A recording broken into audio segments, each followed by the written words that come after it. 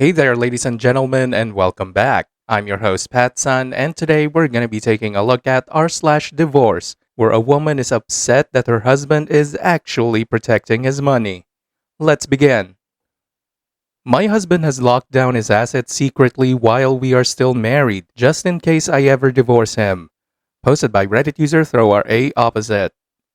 My husband and I, 27 male and 29 female. A quick background story. We have been common law for 5.5 years and married 1 year. We were both broke when we met and built everything we have together in our relationship. My husband has a $2 million business now, and I just realized that as soon as we got married last summer, he quickly started protecting his assets with our accountant without my knowledge. He explained it to me as this really important thing that he needed to do in order to pay off our mortgage and save on taxes. He is using my name for things that I don't even have the slightest clue what or how, but today something slipped up. Husband told me how our accountant actually didn't save him any taxes and that he's an idiot. Apparently the accountant said that things turned out that way because of me. The accountant is saving my husband from me taking anything from his business. That's why he couldn't save on taxes much, and that my husband should actually be happy. I smell bullshit on this. Either the accountant is deciding to protect my husband's assets from litigation, liability, or divorce on his own accord, or this was my husband's plan all along. It might be why he pushed off marriage, because he wanted to make sure his business money wasn't at risk.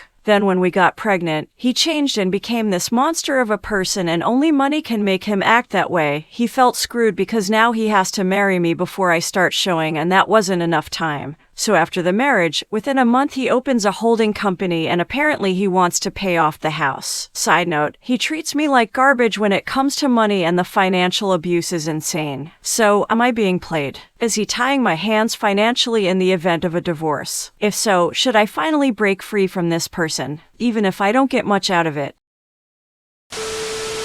So basically, what you're saying is, your husband is protecting his money and assets just in case you divorce him, and you're upset about this. Why again? Was it actually your plan to divorce him and take at least half of everything he has worked for his entire life? Look, OP, if you really don't trust the accountant, then just hire a separate one and let them proofread it.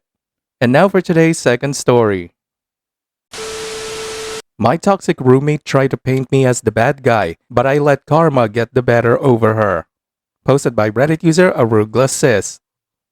I was told that this was the place to rant. I just need this off my chest. I had this friend, who we will call Carly. I took Carly in my home after finding out about her rent and her transportation issues. She was excited to know that rent was cheaper and that she was closer to school. I gave her rules about the house. She would help out with rent, gas, water, etc. I worked 2 jobs and did online schooling while I took her to school and her part-time job in the morning before my shift starts. Everything was okay until months rolled in. It started with Carly not cleaning up after herself. I tried to tell her and she would use school as an excuse. So I let it slide until it led to my stuff disappearing and her ordering out to eat. Eventually, I confront her and mention about the deal we agreed. She apologized and said she would do better. A month passes. I get home from my second job ready to start my staycation, just to get a call from my landlord that rent has not been paid. Tiredness and stress was understatement. Next, I get a call from my boyfriend, we will call Dave, questioning me. I was confused and asked him if he could come over. He happily agreed and came over. When he got to my house, he told me what she told him. According to what Carly told our friends, I am toxic and controlling, as well as stealing her money to buy food out then pay the bills. Shock was an understatement. I broke down in tears and explained what happened.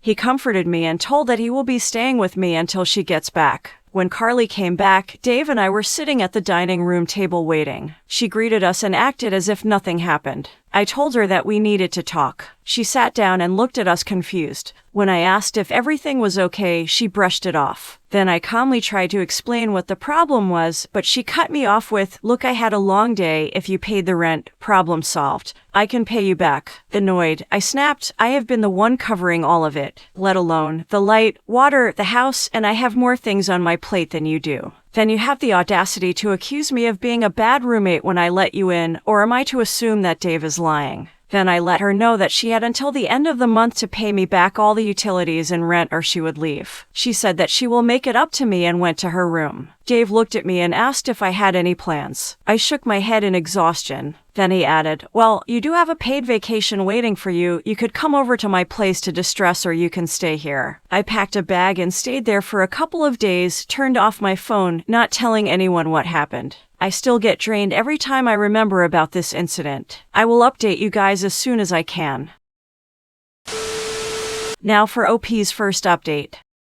After I stayed with Dave, my phone was full of missed calls and voicemails from Carly and some friends. Then one of them was an email from the landlord. To summarize what it said, he knew about Carly's antics as well as the full truth. Remember how Carly told everyone a lie about me? Little did she know, one of the friend was the landlord's son and told him. So she was served with an eviction letter and was told to leave within a week. When I saw this, I asked Dave to take me back to the house, which he happily did. We got there and saw the house had a moving pickup truck in front of it. Quickly going in, I saw Carly and her dad taking stuff out of the house. I went to the kitchen and saw some of my stuff gone. Dave was going to say something, but I told him to wait. Once she finished putting everything in the truck, she put the keys on the table and gave me a dirty look. Now I have a plan ready in motion. So I went over to her and told her, "You still owe me money for the past payment, as well as the stuff you took. You have about a month to pay me." She told me to fuck off and left with her dad. Fast forward to a week, I was already in a new place. I got word from a couple of friends that Carly's parents paid for her new apartment and did not have to pay a dime. Right there, I called her using a different number. When she answered the phone, I hit record on my old phone and confronted her about the stuff that was missing. She gaslit me, but I was not having it. So I told her she had 2 days left to pay me. She hung up and texted me, "Not my problem, go figure it out."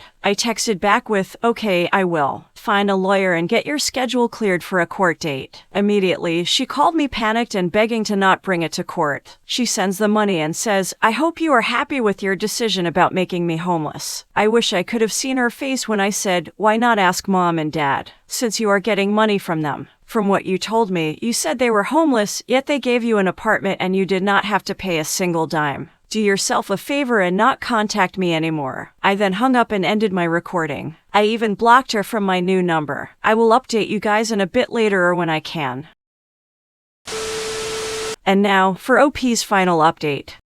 So to clarify some things, some of you pointed out that I did not understand the leases, rent, or court stuff. This was years ago. I was young and naive. So yes, I was kid, but it takes one to learn how life goes on both sides. Also, the stuff she stole was as little as plates, utensils, and cleaning products. So no big deal. After 6 months of the whole situation, it was quiet and peaceful. Dave was with me the entire time of this, and I love this man. His friends had heard about it and texted us in our group chat if we were going to celebrate. Lost for words, they invited us to their place to use as a way to celebrate. Normally, I do not like going to big gatherings or parties. Dave told me that it was going to be close friends and that was it. So I decided to go and started getting ready. When we left, Dave couldn't help but smile the whole time until we got there. A couple of our friends were waiting outside for us. I looked at Dave a bit nervous, but he was assuring me that this was the group. Every one of our friends had a potluck, games, and lots of sweets for us. It was a great surprise. Now Dave's friend, Larry, came over to me and congratulated me on Carly. I was confused and felt my phone ring. Larry asked, "Did you not hear the news?" I was confused and went to my phone. There were a bunch of text messages in the group chat.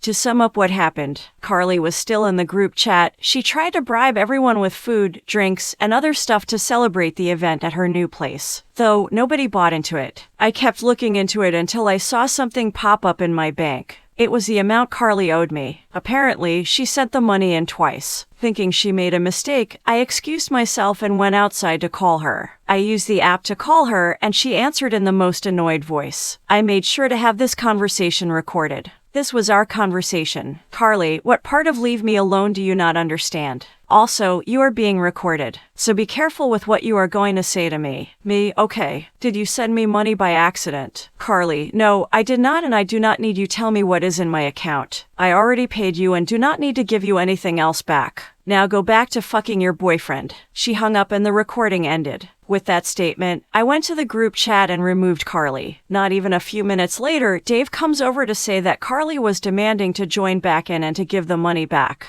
The phone still in hand, I got petty. I took it from him and replayed the last part she told me over the phone, then hung up. I gave the phone back and felt free. Freedom was all I felt, and I made sure to enjoy the rest of the night. That is all for now. Thank you all for the support.